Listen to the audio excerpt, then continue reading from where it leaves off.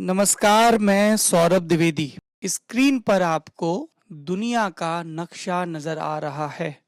जब हम इस नक्शे पर नजर डालते हैं तो सबसे पहले आंखें बचपन से जो अभ्यास है उसके तहत अपने देश की तुक्की निहारती हैं। प्रायद्वीप बोलते हैं इसको। जब बड़े होते हैं तो सबसे मुश्किल दिन वो होता है जब अखबारों में उस साल के टॉपर्स की कहानियां छपती हैं बोर्ड के एग्जाम्स के बाद, और आपके ताऊ, फूफा, पापा, चाचा आपको गरियाते हुए कहते हैं, देखो रिक्शे वाले का बेटा टॉप कर गया, देखो माली का बेटा आईएएस बन गया, और एक ये हैं पड़े पड़े खा रहे हैं। और आपको उस दिन के अखबार पर और उन होनहार प्रतिभाओं पर गुस्सा आता है।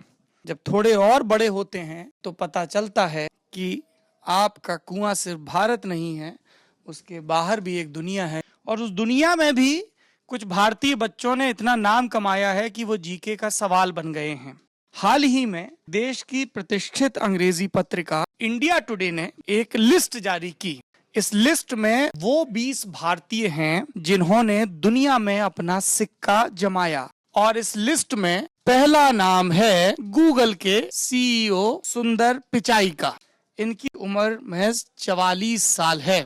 इनकी तनख्वाह जो है बतौर सीईओ वो $1 अरब है। तो ये क्यों नंबर 1 पे? इसलिए नहीं कि इनको 6,700 करोड़ रुपए मिल रहे हैं, इसलिए हैं क्योंकि आज की तारीख में इंटरनेट की दुनिया में सबसे बड़ी जो चीज है आर्टिफिशियल इंटेलिजेंस, उस पर इनके नेतृत्व में तेजी से काम हो रहा है, मशीनों पे काम हो रहा है। गूगल क्रोम का कॉन्सेप्ट यही लेकर आए थे। गूगल के सीईओ होने के नाते हम ये उम्मीद करते हैं कॉर्पोरेट गुरुओं से, कॉर्पोरेट शीर्ष पर बैठे लोगों से, कि वो चुप्पी साधे रहेंगे, सरकार से सीधे मुठभेड़ नहीं करेंगे। लेकिन सुंदर पिचाई ने इसकी आलोचना की, और सीरिया के शरणार्थियों के लिए भी उन्होंने $40 लाख की रकम जुटाई, डिजिटल इंडिया को सपोर्ट किया, और इसी के तहत गूगल 110 से ज़्यादा रेलवे स्टेशनों पर भारत के लाखों लोगों को वाईफाई से लैस गूगल इस्तेमाल करने की प्रक्रिया में है। इसके अलावा आईआईटी खड़गपुर के पढ़े हुए हैं सुंदर पिचाई, और वहां पर वो गए। लोगों ने बताया जो वहां मौजूद थे कि उन्होंने छात्रों को हंसा हंसा कर दोहरा कर दिया, और उन्होंने ये भी बताया कैसे अपनी क्लासमेट और अब उनकी पत्नी अंजलि को डेट करने के लिए किस तरह विमेंस हॉस्टल में चोरी छिपे घुसते थे। अभी देखने पे बड़ा क्यूट सा साउंड करता है ना, गूगल का सीईओ चोरी छिपे घुसता था। दूसरे नंबर पे हैं सत्य नडेला। सत्य नडेला भी अभी 50 से कम के हैं, 49 सालों के हैं, और माइक्रोसॉफ्ट जिसकी विंडोज़ का हम इस्तेमाल करते हैं, जो हमारे कंप्यूटर एप्लीकेशन का अनिवार्य हिस्सा है, उसके ये सीईओ हैं। और साल 2000 के बाद जब आईटी का बूम था, पहली मर्तबा माइक्रोसॉफ्ट के शेयर्स ने अच्छी उछाल ली है, उनके दाम अच्छे दिख रहे हैं। 3 साल पहले लोगों को लग रहा था कि अब माइक्रोसॉफ्ट का भी नोकिया वगैरह जैसा हाल होगा, लेकिन ऐसा नहीं हुआ है। और एप्पल, फेसबुक और गूगल के हाथों मुकाबले में लोगों को लग रहा था कि माइक्रोसॉफ्ट लगभग हार गया है, लेकिन नए टैबलेट और नए एक्सबॉक्स के जरिए सत्य नडेला के नेतृत्व में माइक्रोसॉफ्ट ने वापसी की है। सत्य नडेला का एक पर्सनल फैक्ट जान लीजिए। इनकी जो पत्नी अनुपमा, ये दोनों लोग बचपन से एक दूसरे को जानते थे। इन दोनों के पिताओं का पीवी नरसिम्हा राव कनेक्शन है। दोनों पीवी नरसिम्हा राव के सचिव के तौर पर काम करते थे। सत्य नडेला के पिता का नाम था बीएन युगांधर, और अनुपमा के पिता का नाम था केआर वेणुगोपाल। नडेला की एक किताब है हिट रिफ्रेश, ये इस साल के आखिरी में छप कर आएगी। हाल ही में शेरी सैंडबर्ग की जो फेसबुक की सीईओ हैं, उनकी भी दूसरी किताब छप के आई, जिसके बहुत चर्चे हो रहे हैं। 24 तारीख को इंडिया में रिलीज हो रही है। शेरी सैंडबर्ग की जो पहली किताब है लीन इन, वो सबको खोज के पढ़नी चाहिए, लड़कियों को खास तौर पे, क्योंकि ये बताती है कि कॉरपोरेट सेक्टर में कैसे लड़कियां सफल हों। लड़कियों का जिक्र कर रहा हूँ। तीसरे नंबर पे जो हैं वो एक लड़की हैं, ये भी 50 से नीचे की उम्र की हैं। इनका नाम निकी हैली है, 45 साल की हैं, और ये संयुक्त राष्ट्र में अमेरिका की राजदूत नियुक्त की गई हैं। जाहिर सी बात है कि अगर वो अमेरिका की राजदूत हैं तो वो दुनिया के सामने ट्रंप प्रशासन का चेहरा होंगी। उनके कंधों पर ये जिम्मेदारी होगी कि वो अमेरिका की रीति नीति के बारे में 200 से ज़्यादा देशों को अपने भरोसे पर रखें। इसके अलावा वे दुनिया भर के राजनयिकों के लिए व्हाइट हाउस की प्रतिनिधि के तौर पर भी काम करेंगी। इससे पहले निकी हेली साउथ कैरोलिना की गवर्नर रही थी, और जब वो इस ओहदे के लिए आई तो 96 100 में से 100 सेनेटर होते हैं वहाँ पे, जैसे अपने यहाँ राज्यसभा होती है, वैसा ही कुछ समझ लीजिए सेनेटर्स को। तो हर स्टेट से 2 सेनेटर होते हैं, टोटल 50 स्टेट होते हैं। 100 में से 96 सेनेटर्स ने निकी हेली के नामांकन के प्रस्ताव में वोट दिया, सिर्फ 4 लोगों ने इनके खिलाफ वोट दिया। इनका असल नाम लेकिन निकी हेली नहीं, इनका असल नाम निम्रता रंधावा है। इनकी माँ राज कौर रंधावा को अगर परिवार ने इजाज़त दी होती तो वो हिंदुस्तान की पहली महिला जज बन सकती थी। निकी हेली का कहना है कि जो मेरी माँ नहीं कर सकी उससे मुझे बहुत प्रेरणा मिली। चौथे नंबर पे एक और हौसले की कहानी है। हालांकि उस कहानी का भारत में जब भी जिक्र होता है तो एक भ्रष्टाचार के मामले के संदर्भ में होता है। हिंदुजा बंधुओं का नाम नरसिम्हा राव के दौर में आया, बोफोर्स की तोप दलाली के दौर में आया, लेकिन फिलवक्त वो हिंदुजा समूह के से अध्यक्ष हैं और इसलिए गोपीचंद पी हिंदुजा आपको स्क्रीन पर नजर आ रहे हैं। फिलहाल उनके दोनों भाई दिख रहे हैं। दूसरे भाई का नाम है श्रीचंद पी हिंदुजा। दोनों भाई मुंबई में पैदा हुए हैं, अब ब्रिटेन के नागरिक हैं। गोपीचंद पी हिंदुजा जीपी के नाम से जाने जाते हैं। 24 अरब डॉलर की इनकी हैसियत है और ये ब्रिटेन के सबसे अमीर भारतीय नहीं, सबसे अमीर एशियाई हैं। ब्रेग्जिट के बाद ब्रिटेन भारत के साथ रिश्ते मजबूत करना चाहता है, उसमें हिंदुजा बंधुओं की अहम भूमिका हो सकती है। भारत की आर्थिक संभावनाओं को लेकर हिंदुजा लगातार उम्मीद से भरे रहते हैं, मोदी सरकार के चहेते हैं, उनकी तरफदारी करते हैं और हिंदुजा बंधुओं ने भारत में बुनियादी ढांचे, ऊर्जा और सौर संयंत्रों में 10 अरब डॉलर का निवेश किया है। साल 2016 में हिंदुजा बंधुओं ने एक काम किया जिससे इंटरनेट हिंदू बहुत खुश होंगे, या वो हिंदू जो राष्ट्रवादी तेवरों से लैस मानते हैं खुद को। विंस्टन चर्चिल का दफ्तर था लंदन में, उसको वॉर ऑफिस बिल्डिंग कहा जाता था। सेकेंड वर्ल्ड वॉर के दौरान ब्रिटेन के प्रधानमंत्री चर्चिल वहीं से ऑपरेट करते थे। हिंदुजा बंधुओं ने एक लग्जरी होटल की स्कीम के लिए इस बिल्डिंग को 35 करोड़ डॉलर में खरीदा है। 5वें नंबर पे इंदिरा नूई हैं, 61 वर्ष की हैं, चेयरमैन और सीईओ हैं पेप्सिको की, और उन्होंने डोनाल्ड ट्रंप के बनाए हुए नए स्ट्रेटेजिक पॉलिसी फोरम में इंदिरा नूई को रखा गया है। पेप्सिको वहाँ की एक बड़ी कंपनी है, जाहिर सी बात है।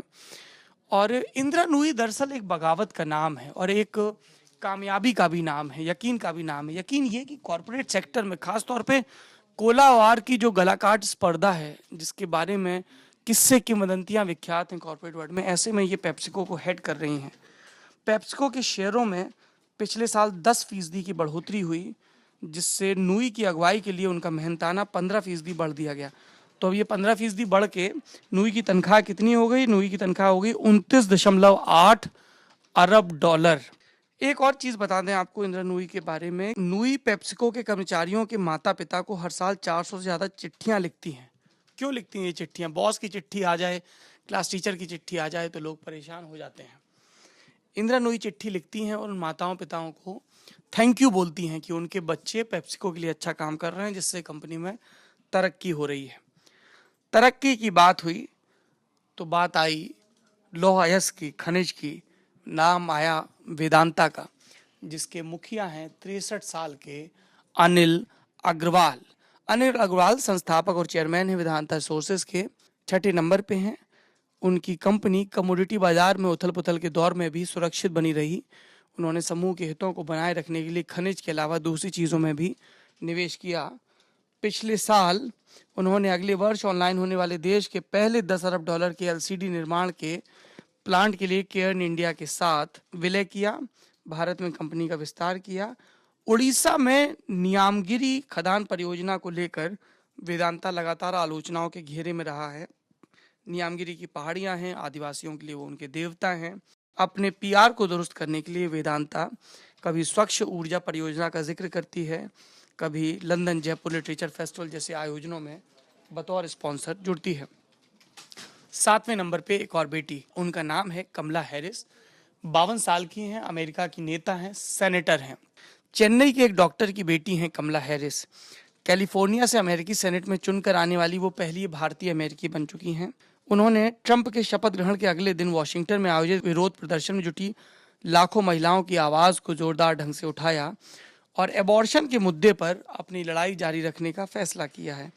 अटॉर्नी के तौर पर काम करने वाली हैरिस हिलेरी क्लिंटन की हार के बाद डेमोक्रेटिक पार्टी जो नए नेताओं को तलाश रही, नए नेतृत्व को उभारने की बात कर रही है, उसमें अगली पांत की नेता बनकर उभरी हैं।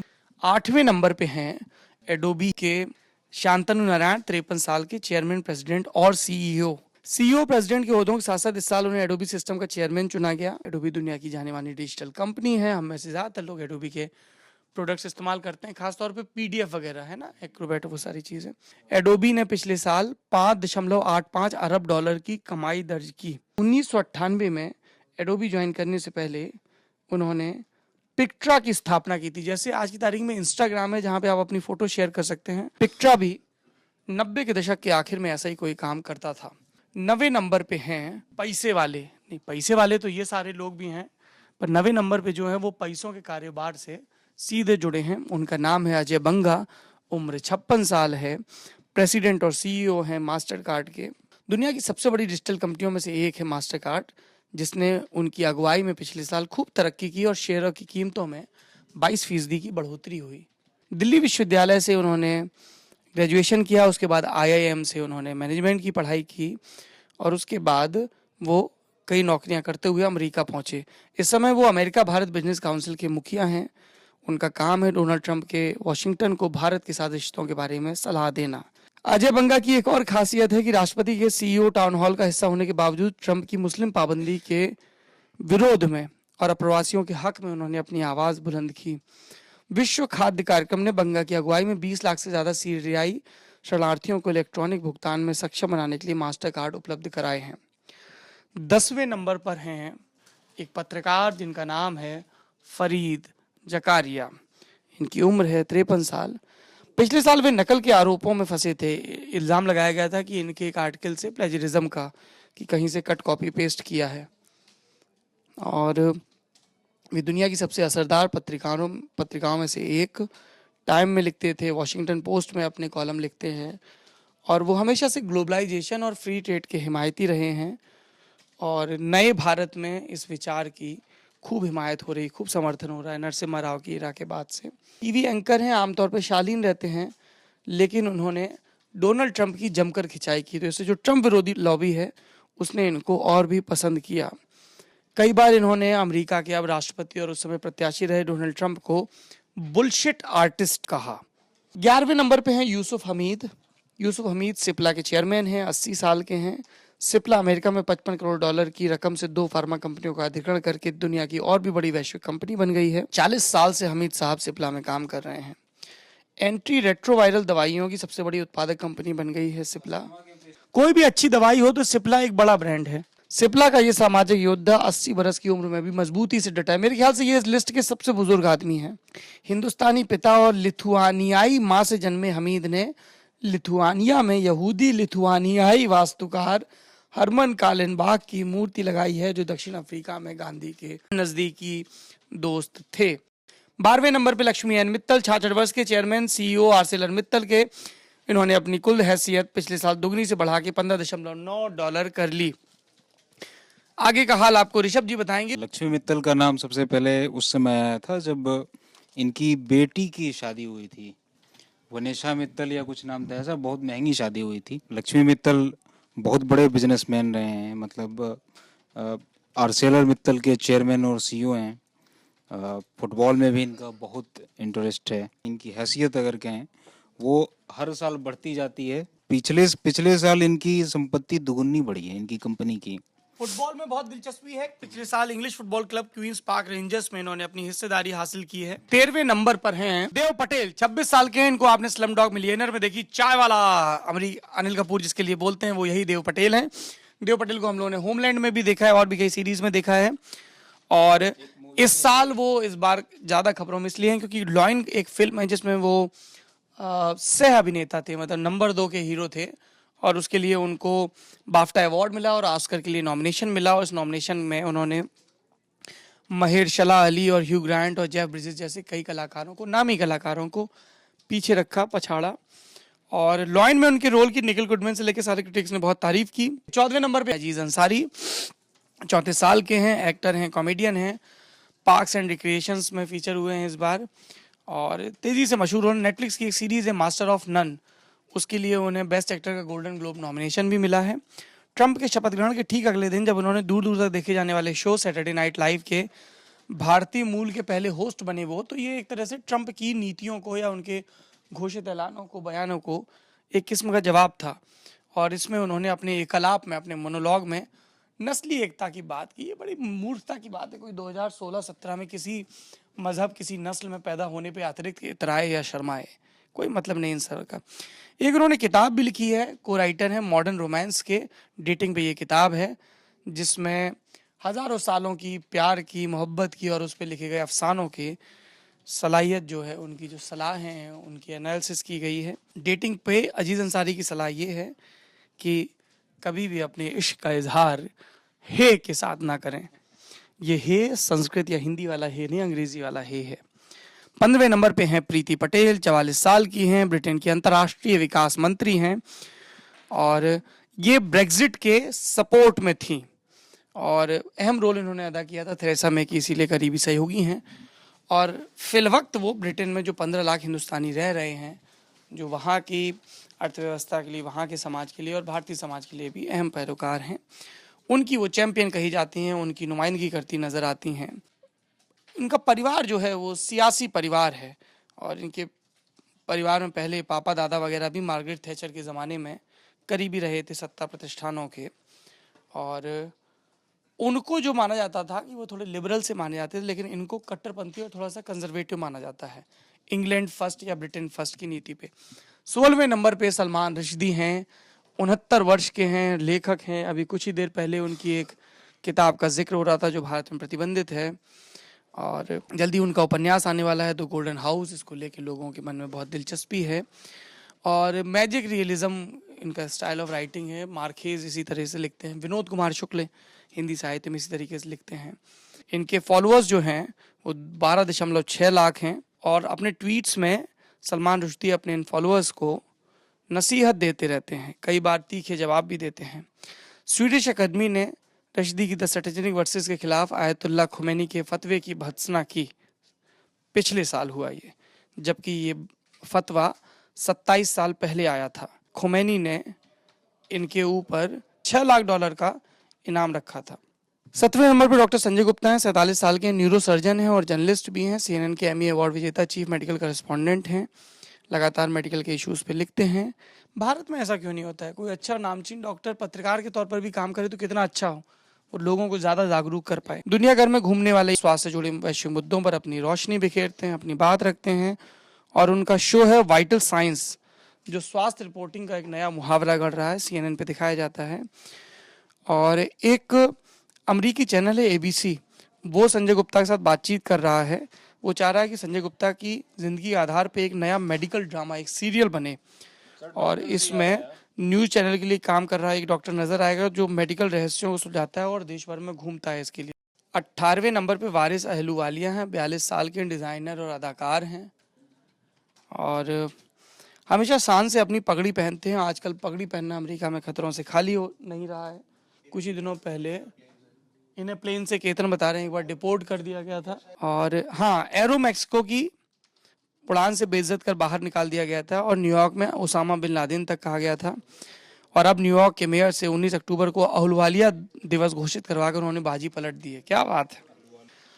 वेस एंडरसन की फिल्मों द दार्जिलिंग लिमिटेड और द ग्रैंड बुडापेस्ट होटल में अनोखे और यादगार किरदारों से खुद अपना डिजाइनर लेवल हाउस ऑफ वारिस शुरू करने तक उन्होंने बेखट की लंबी दूरी तय की है।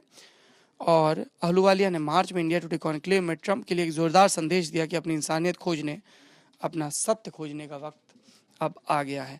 19वें नंबर पे हैं अनीश कपूर, जो कि मूर्तिकार हैं।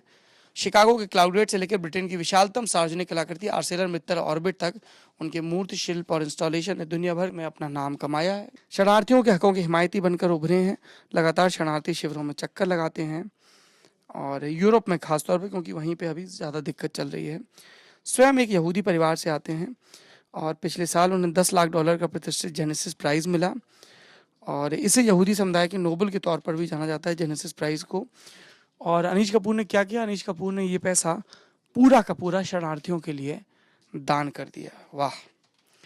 कपूर के स्टूडियो ने दुनिया में अब तक बनाए गए सबसे ज़्यादा काले कृत्रिम पदार्थ वेंटा ब्लैक के संपूर्ण अधिकार। अच्छा, ये वो अनीश कपूर हैं जिन्होंने वेंटा ब्लैक खरीद लिया है, मतलब ब्लैक में भी सबसे घना ब्लैक, भयानक ब्लैक। 20वीं और इस लिस्ट के आखिरी नाम हैं शलभ कुमार। 68 साल के हैं, उद्योगपति हैं, शिकागो के कारोबारी हैं और ट्रंप के सबसे मुखर भारतीय समर्थक थे। कहा गया कि इन्होंने ट्रंप को $40 लाख का चंदा दिया है और रिपब्लिकन हिंदू कोalition के लिए इन्होंने विशाल दावत की मेज़बानी भी की। ट्रंप उनकी बात गौर से सुनते हैं, पक्के तौर पे व्हाइट हाउस में जाते हैं, भारतीय हितों की पैरवी करेंगे ऐसा बताया जा रहा है। ट्रंप से पहले ये नरेंद्र मोदी के समर्थक थे और उन्होंने 2013 में अमेरिकी कांग्रेस के 3 सदस्यों की गुजरात यात्रा का बंदोबस्त किया था और भारत में 2014 के आम चुनाव के दौरान अमेरिका में मोदी के वीज़ा पर प्रतिबंध पर पुनर्विचार करने के लिए दबाव बनाया था। ये वो 20 लोग जो मौजूदा वक्त में सक्रिय हैं और दुनिया में भारत का नाम रोशन कर रहे हैं अपनी काबिलियत की वजह से। एक और सूची के साथ, एक और खबर के साथ, एक और किस्से, एक और फसाने के साथ फिर हाजिर होंगे। बने रहिए हमारे साथ। यूट्यूब पे ये चैनल देख रहे हो तो लल्लन टॉप को सब्सक्राइब करना मत भूलिए। हम हमेशा इतने बोरिंग नहीं होते हैं, कई बार ज़रूरी सूचना देते वक्त आपको रोचकता को धकेल कर पीछे रखना होता है। मेरा नाम सौरभ द्विवेदी, कैमरे के पीछे वरुण नीली कमीज में। शुक्रिया।